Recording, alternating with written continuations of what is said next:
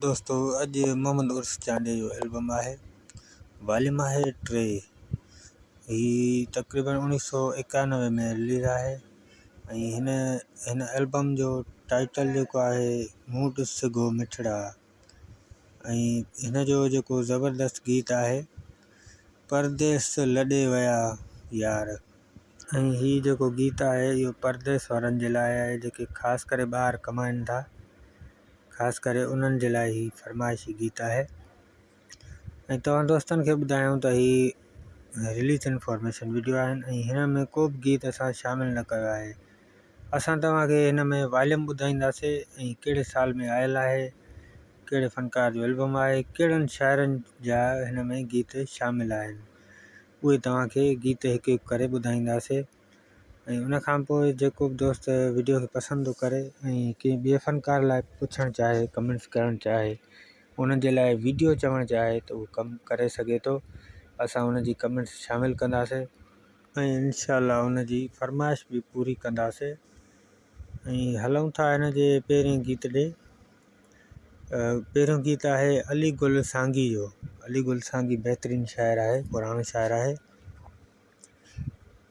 कलाम जा बोल लिखिया अथई शहर पंहिंजे मां। उन खां पोइ आहे अब्दुल गफ़ूर जी शाइरी आहे परदेस लॾे वया यार। ही ज़बरदस्त कलाम है। उन खां बाद जेको गीत है अनवर कंबराणी जो। अनवर कंबराणी सिंध जो नाले वारो शाइर ऐं पुराणो शाइर है। हिन जी तक़रीबन शाइरी सराइकी में हूंदी है। कुछ कलाम अहिड़ा भी हूंदा सिंधी में, न त तक़रीबन सराइकी में कलाम ॾिनो है।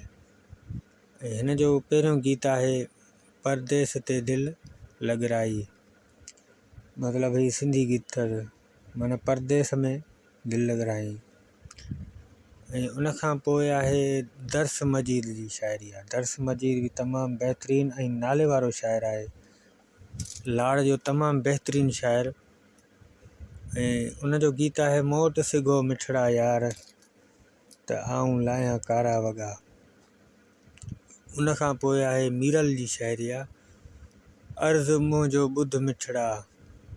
अर्ज़ मुंहिंजो ॿुध मिठड़ा थी न मूंखां धार मिठड़ा।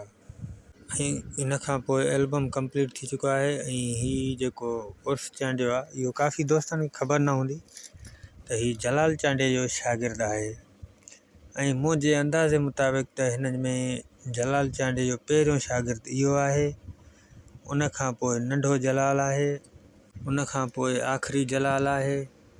अहिड़ा काफ़ी सारा जेके फनकार थी गुज़रिया आहिनि या कुछ हलन था पिया, पर मूंखां हिकिड़ो फनकार सिंध जो नाले वारो मूंखां विसरी वियो आहे, पर शायदि पहिरियों शागिर्द उहो अथसि गुलशेर तीवणो।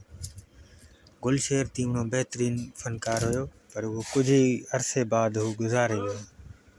दोस्तों तव्हांखे ही वीडियो कीअं लॻो, इन्फॉर्मेशन कीअं लॻी? तव्हांखे भली लॻी हुजे वीडियो खे लाइक कंदा, चैनल खे सब्सक्राइब कंदा।